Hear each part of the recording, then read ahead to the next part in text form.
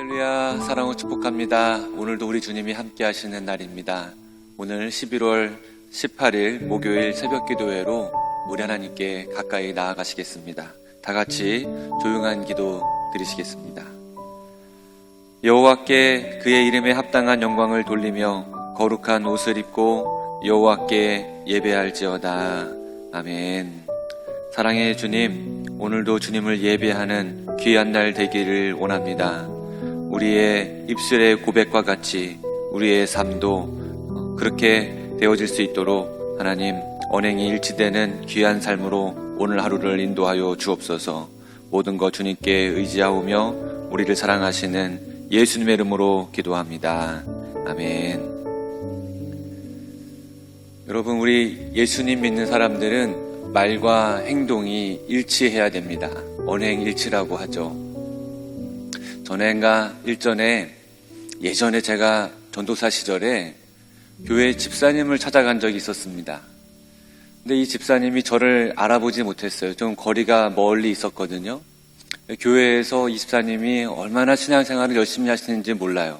예배도 열심히 참석하시고 기도도 잘하시고 또 봉사하는 일에도 적극적으로 참여하시는 집사님이셨습니다. 이분이 가게를 상점을 하나 운영하고 계셨는데 이제 집사님 뵙기 위해서 멀찍이 찾아가고 있는데 이 집사님이 상점에서 무슨 일이 있었는지는 잘 모르겠지만 바깥에 나와서 싸우고 계시는 거예요. 저는 이 집사님이 교회에서 늘 성실하게 또 은혜롭게 예배드리는 모습을 보다가 싸우시는 모습을 보고 충격을 받았습니다. 얼마나 찰지게 욕을 하시는지. 그래서 그냥 모른 척하고 지나갔어요. 여러분, 이 신앙과 삶이 우리가 일치가 돼야 될 텐데 그렇지 못한 경우를 종종 우리가 볼 때가 있지 않습니까? 그리스도인들의 삶은 우리가 말하는 것처럼, 아니 신앙 고백하는 것과 같은 삶이 우리 일상에서 지속되어야 합니다. 말과 행동이 다르면 우리가 사회에서 신뢰받기가 힘들죠. 직장 생활에서 동료들이나 친구들에게 말과 행동이 다르면 따돌림 받게 돼요. 가정 생활에서도 마찬가지입니다. 그리고 궁극적으로는 우리 신앙생활도 그래요. 누구든지 말과 행동이 일치하지 않을 때 신뢰를 받을 수가 없습니다. 우리를 창조하신 하나님은 거짓말 하시는 분이 아니시죠. 개역 성경에는 하나님을 이렇게 표현하고 있죠. 시건치 아니하시는 분이라고 말이죠. 민수기 23장 19절에 보게 되면 이렇게 기록되어져 있습니다. 하나님은 사람이 아니시니 거짓말을 하지 않으시고 인생이 아니시니 후회가 없으시도다. 어찌 그 말씀하신 바를 행하지 않으시며 하신 말씀을 실행하지 아니하시랴. 여기서 거짓말을 하다라고 하는 히브리 성경의 의미는 말과 행동이 따로 논다라고 하는 뜻입니다. 그러니까 하나님은 거짓말하지 않는다라고 하는 이 말의 뜻은 하나님은 말과 행동이 동일하시다라고 하는 의미를 가지고 있는 거죠. 하나님은 하신 말씀 그대로 행하시고 역사하시고 은혜를 베풀어 주시는 분이심을 믿습니다. 하나님이 거짓말하는 분이 아니시라면 우리도 거짓말해서는 안 되는 거죠. 말과 행동이 달라서는 안 되는 겁니다. 미디안 전쟁이 끝나고 난 뒤에 이스라엘 백성들은 기드온을 찾아와서 이스라엘의 왕이 되어달라고 이 부탁을 기드온에게 합니다. 기드온이 원수를 무찌르고 나라를 구했으니 이스라엘 백성들이 생각할 때 충분히 자격이 있었던 것이죠. 이 장면에서 기드온이 아주 위대한 신앙 고백을 해요. 사사기 8장 23절입니다. 기드온이 그들에게 이르되 내가 너희를 다스리지 아니하겠고 나의 아들도 너희를 다스리지 아니할 것이요 여호와께서 너희를 다스리시리라. 얼마나 멋집니까? 기드온도 왕이 되지 않을 것이고 내 아들 기드온의 아들들도 왕이 되지 않을 것이라고. 그런데 그 이유가 너무 감동적인데 하나님이 우리의 왕이시고 하나님이 다스리시기 때문에 내가 왕이 될 수 없다, 이렇게 말하고 있는 겁니다. 얼마나 위대한 고백인지 모릅니다. 하지만 안타깝게도 기드온이 말로는 하나님이 우리를 다스리시고 우리의 왕이라고 고백하고 있지만 행동이 달랐어요. 26절에 보게 되면 기드온이 이스라엘 백성에게 각종 금고리와 장식과 폐물과 의복 등을 요구합니다. 그러더니 그렇게 모은 금과 의복들로 27절에 보게 되면 에봇을 만들어요. 이 금으로 에봇을 만드는데 이 에봇은요, 당시에 종교 지도자가 입던 것, 대제사장이 입는 옷이 바로 에봇인데 이 에봇을 금으로 휘황찬란하게 만들어서 자기 집에다가 오브라에 있는 자기 집에다가 두었습니다.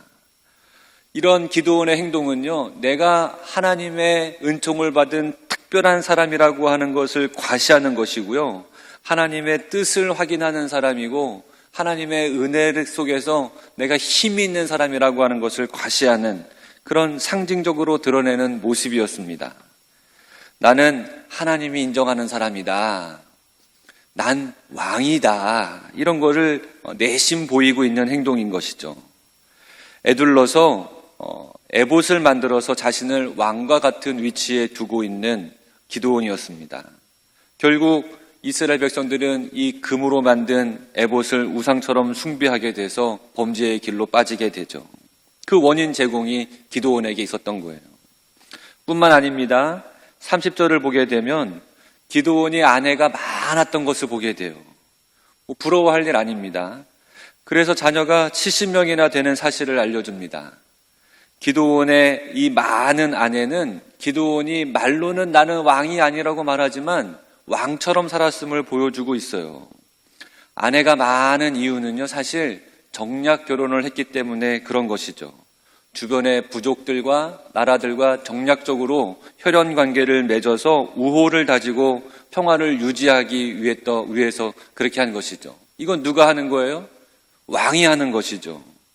이런 행동은 왕이 하는 행동인데 바로 기드온이 그렇게 해왔던 겁니다. 그렇게 많은 아내를 두어서 70명의 아들을 낳았습니다. 그뿐만 아니라 세겜의 처백에서 낳은 한 아들은 아비멜렉이라고 하는 이름을 붙여줍니다. 이 아비멜렉이라고 하는 이름이 좀 특별한데 이 이름의 뜻은 아버지는 왕이시다라고 하는 뜻을 가지고 있어요. 그 이름을 누가 지어줘요? 기드온이 지어줘요. 아버지는 왕이시다. 아비멜렉. 누가 왕이라는 얘기예요? 이름을 지어준 아비멜렉의 아버지 기드온이 자기 자신이 왕이라고 하는 것이죠. 이렇게 기드온은 자신을 왕으로 암묵적으로 공공연하게 높이고 있었던 것이죠.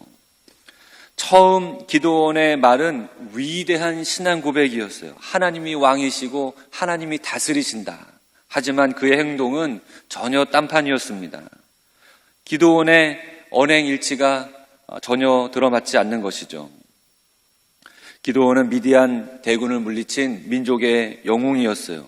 그런데 오늘 말씀을 보게 되면 이런 영웅의 실수를 보여주고 있어요. 미화시키거나 더 영웅적인 모습을 보여주는 것이 아니라 잘못된 모습 그대로 우리에게 소개해주고 있습니다. 그 이유는 왜겠어요? 우리로 하여금 그런 잘못된 길로 가지 말라고 하는 하나님의 음성이죠. 우리 하나님은 시건치 아니하시는 분, 거짓말을 하지 않으시는 분이십니다. 말씀하신 대로 행하시는 분이시고 약속하신 대로 이루시는 분이십니다. 그리고 우리 하나님은 약속하신 대로 우리에게 예수 그리스도를 보내어 주셨어요. 그리고 그 예수님, 하나님이신 우리 주님은 우리에게 이렇게 말씀하시죠. 사람이 친구를 위해 자기의 목숨을 버리면 가장 큰 사랑을 베푼 것이다. 요한복음 15장 13절이요. 그리고 주님은 이렇게 말씀하신 대로 자기의 목숨을 친구를 위해서 십자가에 버리십니다. 주님은 원수를 사랑하라고 말씀하시죠. 그리고 주님은 자신을 십자가에 못 박는 원수들을 위해서 십자가에서 우리를 사랑해 주십니다. 우리 예수님은 가르쳐 주신 대로 행동하시는 언행일치의 삶을 사셨고 결국에 그러한 행동이 우리를 구원하시고 또 온 인류의 구원자가 되셨습니다. 여러분, 우리가 예수 믿는 사람이잖아요. 교회에서만 신앙생활 잘하면 안 됩니다. 교회에서만 신앙 고백하고 사회에서는 신앙 고백과 동떨어진 삶을 살면 안 돼요. 우리도 예수님처럼 말과 행동이 일치하는 삶, 우리의 신앙 고백과 삶이 일치하는 삶을 살아야 되는 줄로 믿습니다. 내가 믿음으로 고백한 대로 교회에서뿐만이 아니라 내 일상 속에서도 내 신앙과 내 삶의 자리에서 다른 삶을 살아가는 것이 아니라 내 신앙의 모습과 동일한 삶을 살아가야 되는 것이죠. 내 신앙 고백과 내 삶이 괴리가 있으면 안 돼요. 동떨어져 있는 삶이 진정한 삶의 모습이 아닙니다. 내 삶의 믿음의 고백과 일치하는 삶을 살아가셔서 하나님께 영광 올려드리고 예수 그리스도의 향기를 바라는 여러분 되시기를 주님의 이름으로 축복합니다. 기도하시겠습니다. 사랑의 하나님, 우리의 연약함과 부족함을 도와주시옵소서. 내가 고백하고 내가 입술로 말한 것대로 하나님 살아가지 못하는 우리의 연약함, 우리의 부족함을 용서하시고 우리가 기드온의 길로 가지 않도록, 아비멜렉의 길로 가지 않도록 우리의 신앙 고백이 우리의 일상에서도 그대로 이루어지도록 인도해 주옵소서. 오늘도 주님께 우리의 삶 메워 맡겨드리며 우리를 사랑하시는 예수님의 이름으로 기도합니다. 아멘. 여러분, 오늘도 말씀의 은혜 속에 계시기를 주님의 이름으로 축원합니다. 그때에 이스라엘 사람들이 기드온에게 이르되, 당신이 우리를 미디안의 손에서 구원하셨으니 당신과 당신의 아들과 당신의 손자가 우리를 다스리소서. 내가 너희를 다스리지 아니하겠고 나의 아들도 너희를 다스리지 아니할 것이요 여호와께서 너희를 다스리시리라. 내가 너희에게 요청할 일이 있으니 너희는 각기 탈취한 귀고리를 내게 줄지니라. 이는 그들이 이스마엘 사람들이므로 금 귀고리가 있었습니다. 무리가 대답하되, 우리가 즐거이 드리리이다 하고 겉옷을 펴고 각기 탈취한 귀고리를 그 가운데에 던지니 기드온이 요청한 금 귀고리의 무게가 금 1700세겔이요 그 외에 또 조승달 장식들과 폐물과 미디안 왕들이 입었던 자색 의복과 또 그 외에 그들의 낙타목에 둘렀던 사슬이 있었더라. 기드온이 그 금으로 에봇 하나를 만들어 자기의 성읍 오브라에 두었더니 온 이스라엘이 그것을 음란하게 위함으로 그것이 기드온과 그의 집의 올무가 되니라. 미디안이 이스라엘 자손 앞에 복종하여 다시는 그 머리를 들지 못하였으므로 기드온이 사는 40년 동안 그 땅이 평온하였더라.